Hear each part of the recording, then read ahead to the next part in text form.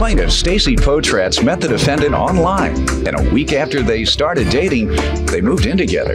And not long after that, Stacy discovered the defendant was still married. Stacy's suing her ex-fiancé for breach of contract. Defendant Adam Jensen admits that he forgot to mention his wife to Stacy when they first got together, but he insists they were going through a divorce at the time.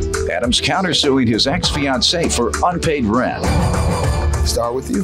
Just want to say that I've seen your show many times, and I know that a lot of people tend to move in together quite quickly, and from seeing your show, obviously it hasn't worked out. It's kind of in the situation that I am right now.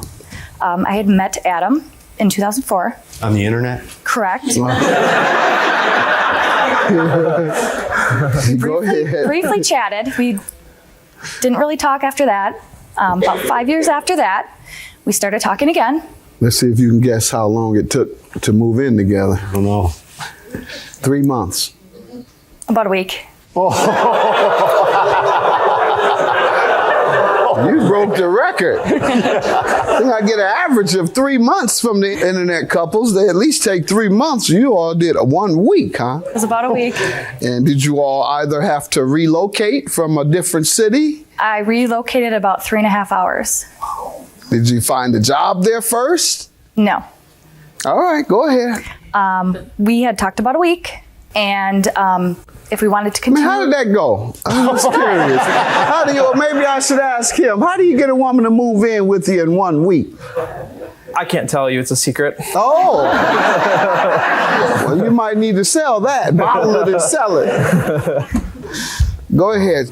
I relocated, and actually we had never met. So the day I moved in was the first day I met him in person.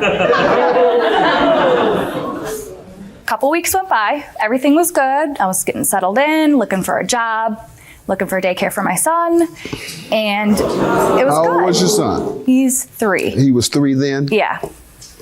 So everything was good. Just curious, prior to that, when had your last relationship been? A couple years. Really? Yeah. Okay. So I know a lot of times couples act to heal the pain of the moment. You know, you have a long-term relationship and you rebound. And yeah, it's kind of that's how they refer to it, as a rebound thing. And so the guy comes along and you're trying to ease the pain, and so he says, "Come move in," and you say, "Oh yeah, I've been looking for some relief." So wasn't that? It wasn't that. I'm saying relief from the pain. Y'all got some dirty minds. Dirty-minded people. All right, so you moved in 1 week. And what was it like living together? It was good. Really? I mean, he was Okay. really good for my son. He was good to me. Everything was good. A couple weeks after that, who I thought ex-wife came to pick up his daughter, and it turns out it was Current wife. still his wife. And he had never told me that. I like to What say. did you think you knew about him? I thought everything was taken care of. Everything No, was what good. did you think you knew about his personal life? Did you think he wasn't on crack? I knew he wasn't. How did you know? Sometimes you can just tell. How? Over the internet? You only talked to him on the internet. He could have been smoking the pipe right while you all were on the internet. Could have been. Yeah. Man, married, his wife could have been sitting right there next to him. You didn't know this man? 1 week. Sir, you tell me about the background on the relationship. Okay, well, everything that Stacy says is pretty much right. A week. I wasn't divorced. In the process of getting divorced, the divorce took longer than the actual marriage anyway, so, it was pretty far along, but I guess that was one little detail that never came to the surface. Probably a lot of details. And it wasn't didn't come anything that I saw. I didn't lie to her and say that it was fully final. It just never came up. And everything after that was going good, but I felt that at times that she was angry with me because I was still married. Wasn't wearing the wedding band. My ex-wife wasn't with me. Yet I still had to take custody of my daughter at the time, so she still had to come over. And I felt that had a real... strain on the relationship? Yes, it did. But we decided to pursue on. So what happened to the relationship ultimately? Who caused the breakup, in your opinion? How? What did you do? Well, first I proposed to Stacy. And her 3-year-old son, I put a clip-on tie on him. I gave him the ring. It says, "Go ask your mom to marry me." She said no.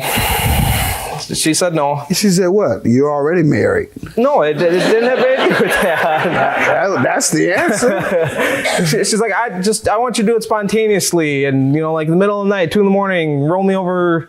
And say, that's enough. All right, I got your point.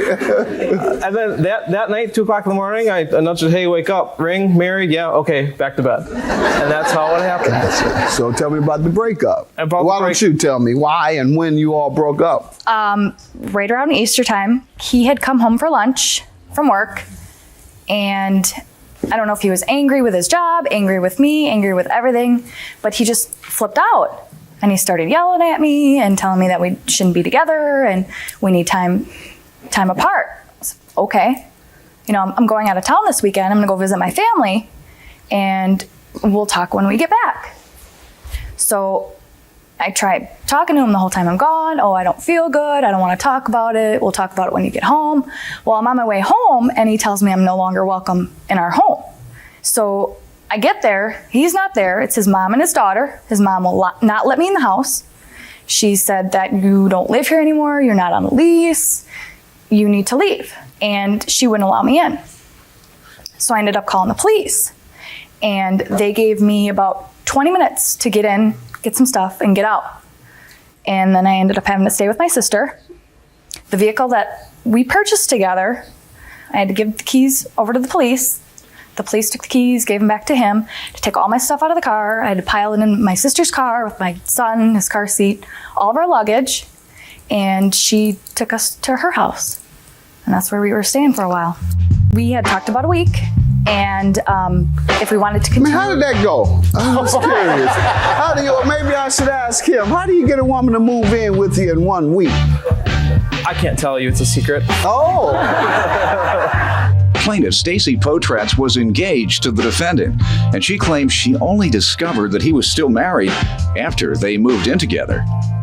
You want to give me your side? Okay, all that did happen, but as far as why it built up to that point, since there was a strain in our relationship to begin with, there was anger, there was, I'm assuming over the whole divorce thing, I couldn't talk to her, she wouldn't talk to me, she would clam up, and eventually I felt like I was walking on eggshells around her. I couldn't do anything right. I tried loading the dishwasher. Oh, you didn't load the dishwasher right. I couldn't fold the towel right. I wasn't allowed to use the washer and dryer because I didn't know how to use them right. And it just kind of built up. We weren't talking. We ended up bickering, and it just kind of escalated to the point where I snapped. And I couldn't take it anymore, and I ended it. Okay, and what about the car that she's suing you about? The car, when we first got into the relationship, Stacy was driving a car that I would say is less than subpar on a vehicle that should be on a road, especially with she has a child. I wouldn't want him in it. Mm-hmm. So I let her shop around. She found a car. Well, at the time, I was the one making most of the money. She had a part-time job and was going to school. And so I'm like, okay, I'll take out the loan in my name and then we'll trade in her car. And then I'm like, well, since I already have another vehicle, you can drive this car around and just use it as yours. We're engaged, so we thought we were going to get married, and that would be that. Well, what happened was when we broke up, I took the car back because it was in my name. All right, so you began telling her because she has a son and the car she had was unsuitable. Now she has nothing and you don't care? No, honestly, I feel bad about the entire situation. I still care for her dearly. Why don't you show her a sign? It's just unfortunate the way that things happen, and I didn't have enough money just to hand over and say, here's... Did you all have any type of agreement should you break up? We never thought that we would have broken up, so an agreement never would have happened. We talked about it. You did talk about it? We did talk about before and after we purchased the car. What was discussed? It was discussed that if it was paid off before we got married, that the title would be put into my name. And if it was still being paid off when we got married, it would just be joint property then. So everything would have been taken care of. How much was your car that you traded in? The trade-in we got was the $26.99. Okay, and that's what you want back. Yes. And when was the car purchased? The new car was purchased in January of 2011. And that's when you turned it in. Sir, why don't you think she should get the money that she contributed toward the car? Sounds like you want to keep the car and her money. Why do you think you should do that? Well, she did ask for money. Yeah, she's asking again. Yeah, that's why we're here. That's for money. At the time, I wasn't able to give her the money, and I was angry at the time. And I said, well, I don't have the money to give you. And at the time, I felt that she... So you do believe that she's entitled? Partially, yes. What part not? Well, the car's in my name. Pardon me? The car's in my name. Right. Yeah, and we weren't married at the time. Now, what part don't you think she's entitled to of the money she put into a car that you took and kept? She's entitled to all of it. Okay. Your counterclaim for $2,100 for rent. How does she owe you for that? It came to be that since she was part-time, going to school, I was paying most of the bills. And then she was living with me. We were engaged. I let it slide for a little bit. And then I kind of was like, well, maybe she should start contributing to the house. Closer you got, it became rent, huh? It's usually the opposite way. Yeah. You do a little backward way. Friends, you don't have to pay. Wife, you got to pay. Right. Yeah. I know that, yeah. Okay. What was the agreement on rent, ma'am? There was no agreement. Yeah, that's what doesn't sound like there was. Was there an agreement? No. So you can't enforce rent. I'm just not going to argue, no. Yeah, you can't enforce rent if there was no agreement. You seems like a decent enough guy. He ultimately came to his senses and realized that you are due your money back. And he didn't lie and try and say that you agreed to pay rent. So obviously he's accepting the dismissal of his case. And I'll grant you your judgment, $2,699 for the money you put into the car that was taken from you just a few months later. Have a good day. Judgment Philippines. I'm glad this is over with and now I can move on. I agree. Sucks. You kind of treated me like garbage and kicked me out. Yeah, I did. I even feel bad now and I still care for you. Good. I'm glad you feel bad. Oh. Big coward for having mom do it. It was low. It was very low. Yeah. See where it takes us. Everything happens for a reason.